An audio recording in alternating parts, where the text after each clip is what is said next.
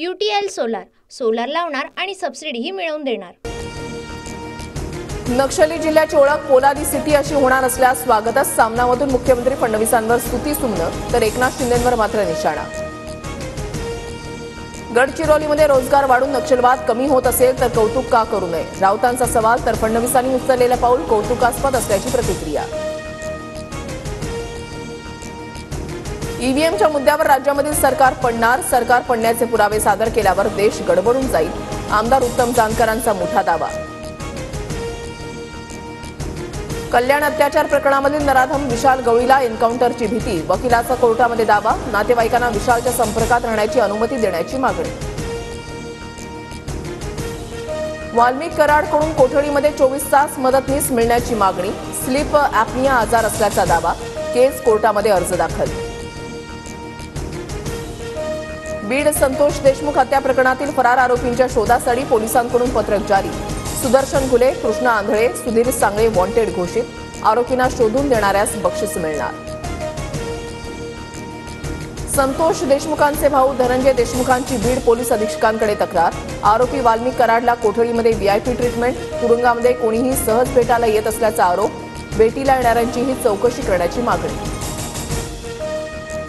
बीड सरपंच संतोष देशमुखांच्या हत्येच्या निषेधार्थ उद्या परभणीमध्ये मूकमोर्चा, मोर्चामध्ये संतोष देशमुखांचे कुटुंबीय सहभागी होणार, मनोज जरांगे, सुरेश धस, बजरंग सोनावणेही उपस्थित राहणार। बीड हत्या प्रकरणामध्ये SITच्या अहवालानंतर धनंजय मुंडेंच्या राजीनाम्याबाबत निर्णय, राधाकृष्ण विखे पाटलांची सूचक प्रतिक्रिया।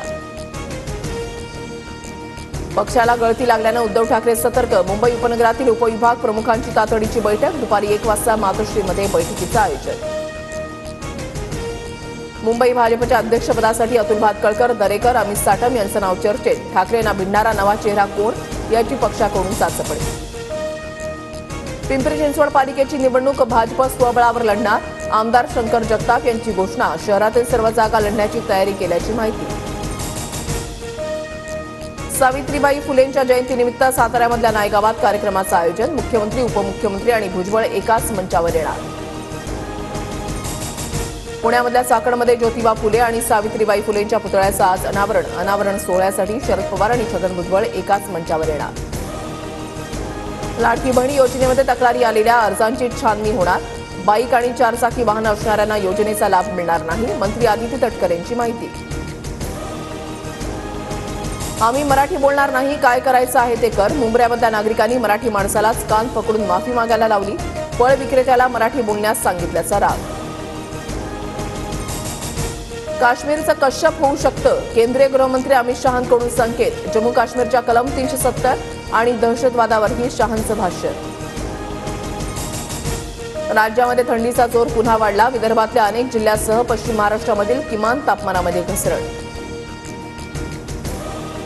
म्हाडाच्या पुणे विभागामधील 6294 घरांसाठी 28 जानेवारीला सोडत, अमानत रक्कम भरलेले 54,000 अर्जदार सोडतीसाठी ग्राह्य धरले जाणार। दुरुस्तीच्या कामासाठी मीरा भाईंदर महापालिका क्षेत्रामध्ये आज पाणी पुरवठा बंद, सकाळी 9 ते संध्याकाळी 7 वाजेपर्यंत पाणी पुरवठा बंद राहणार।